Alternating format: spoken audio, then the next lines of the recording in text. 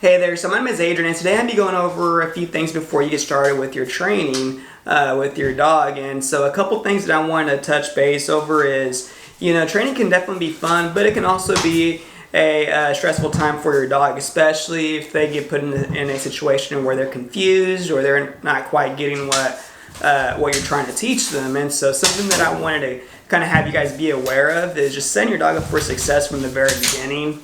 What this means is, just starting off in a room where they feel most confident in, a room where there's not going to be a lot of distractions, if any, and then from there you'll slowly progress into other rooms of your house, or maybe going outside where there's more distractions. But you first want to start off in making sure that their confidence is up. And just always having a good attitude, and just making sure that if they are getting confused, you go back to another behavior that they feel most comfortable, that that they'll be able to accomplish. That way you can end this training session on a good note.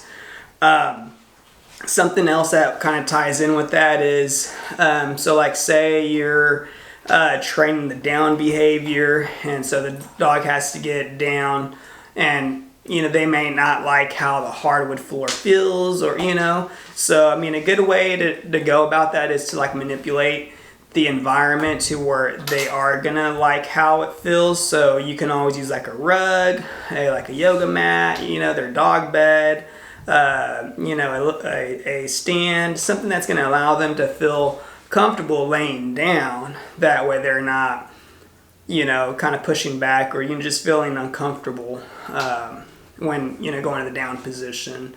So just keeping just being mindful of what they prefer.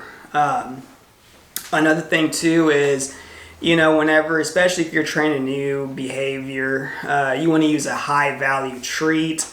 So kind of think of it as the way that you're paying your dog. So you're gonna have different tiers of treats. Obviously if you're rewarding them with their kibble, that's going to be a low value treat.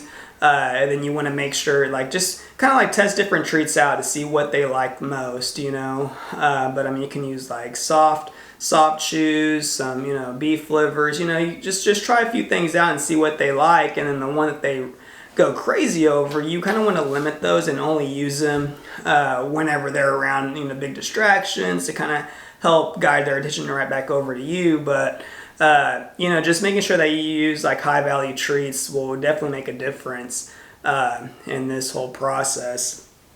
Something else that you want to kind of keep in mind is just making sure that you stay consistent, but also don't overwork them. So training can be very, very tiring for your dog, especially mentally, just because you kind of put them in a situation where they have to think through the process. And so you want to make sure that you keep your training sessions short. So a good training session should be just a few minutes, anywhere between 2 to 5 minutes long. An entire day you might want to train anywhere between 15 to 30 minutes. You can always break those sessions out throughout the day. 5 minutes here, 5 minutes there, however you'd like.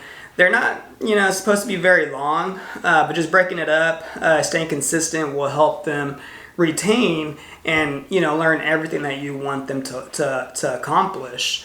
And so from here, we'll get started into your training, and I hope you guys like it.